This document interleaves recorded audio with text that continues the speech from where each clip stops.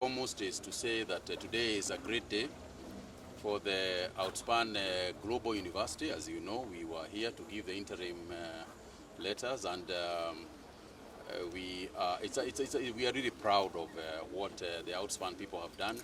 Dr. Kirohe and his team, they have concluded a vision today that I believe is going to impact not just this county, but our nation and medical fraternity as a whole. The second thing I think that I might want to mention in this press conference is obviously the link between food and health, and the fact that across the country we are checking, observing, using all sorts of methods and technology to ensure that the food that we grow is healthy food.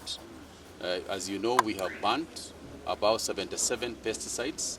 We have made a ruling, a policy decision, that no pesticides or chemicals that are banned anywhere else in the world will be used here in Kenya.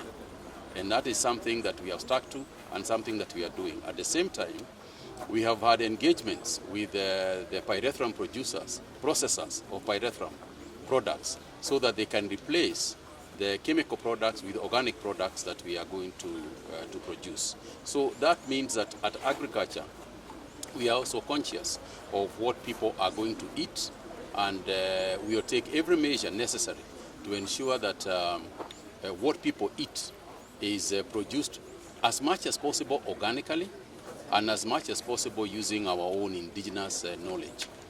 I think the third thing that I would like to mention is to do with fertilizer. There is a great demand for fertilizer. As you know, the government is subsidizing fertilizer. Within the supplementary estimates that we have done, and the ones that I defended last week, there is some 8 billion shillings supposed to go towards subsidized fertilizers. And that since December, towards this planting season, we have distributed some 3 million bags of fertilizer, and are going to distribute another maybe 1.5 million bags. So the reason why it's scrambling for fertilizer is logistical issues. We are working on them. I know that areas such as here, Uasin-Gishu and so on, have been caught by people across the country, but I know that NCPB is doing whatever they can to ensure that we deliver fertilizer.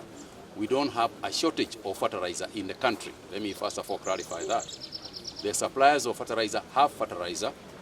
Some of the ones who have not been delivering, because of the slowness of the payment of subsidies, have begun to do so, because, as you know, we are passing supplementaries in the next 2 weeks. But they will also be paid some money upfront, even before the supplementaries come. So we are assuring the suppliers not to worry.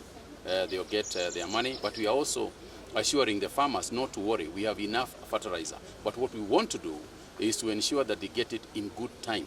There is no point of getting fertilizer after the rains have passed. I think the final thing that I wanted to also talk about is to do with the situation, the global situation that currently exists in the Middle East, and the impact it is likely to have on us in agriculture. Now, first and foremost, there are some products that have already begun to be impacted.